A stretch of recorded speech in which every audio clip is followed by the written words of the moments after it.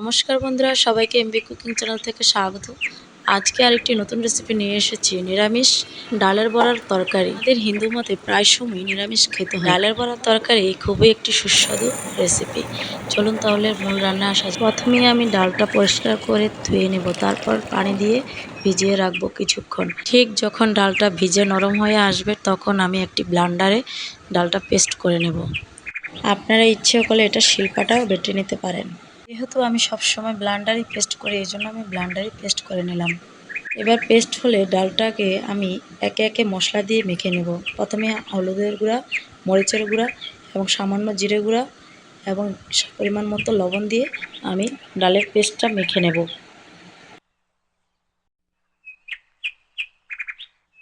ডালের বড়ার তরকারির জন্য আমি নিয়েছি আলুগুলো আমি ঠিক এইভাবে গুট গুট করে কেটে নিয়েছি। তারপর রান্নার জন্য কড়াইতে তেল দিয়ে দিব। তেলটা ঠিক গরম হয়ে আসলে বড়াগুলো একে একে ভেজে নেব। আমি ছোট ছোট করে ভেজে নিয়েছি, আপনাদের যার যার ইচ্ছে মতো ভেজে নিতে পারেন। আর হ্যাঁ, আমার একটা কথা বলাই হয়নি, এটা হচ্ছে ছোট মটর ডাল, ছোট মটর ডালের বড়া। আপনারা ইচ্ছে করলে যে কোনো ডাল দিয়ে বড়া করে তরকারি করে নিতে পারেন। আপনারা ইচ্ছে করলে মসুর ডালের বড়া দিয়েও তরকারি বানাতে পারেন। আমার ডালের বড়াটা প্রায় হয়ে গেছে, এই জন্য আমি নামিয়ে নিলাম। তারপর দিয়ে দিব ফোড়নের জন্য শুকনো মরিচ এবং জিরে। ফোড়ন দিয়ে তারপর দিয়ে দিব আমি আলুটা আগে সিদ্ধ করে নিয়েছি, এখন আলুটা দিয়ে দিব।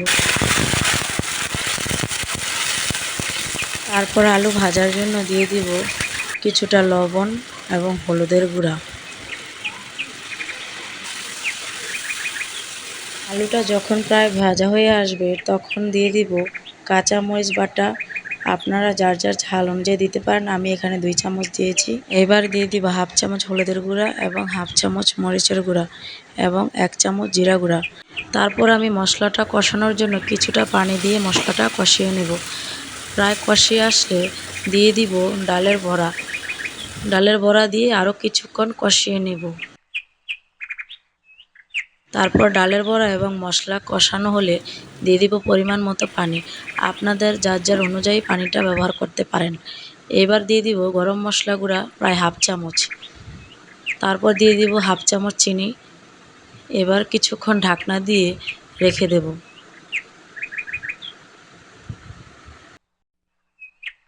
প্রায় 2-3 মিনিট পর ঢাকনাটা উঠিয়ে নেব। এই যে রেডি আমাদের ডালের বড়ার তরকারি। বন্ধুরা, আমার এই রেসিপিটি ভালো লাগলে অবশ্যই লাইক কমেন্ট করে পাশে থাকবেন এবং সবাইকে অনেক অনেক ধন্যবাদ আমার এই ভিডিওটি দেখার জন্য।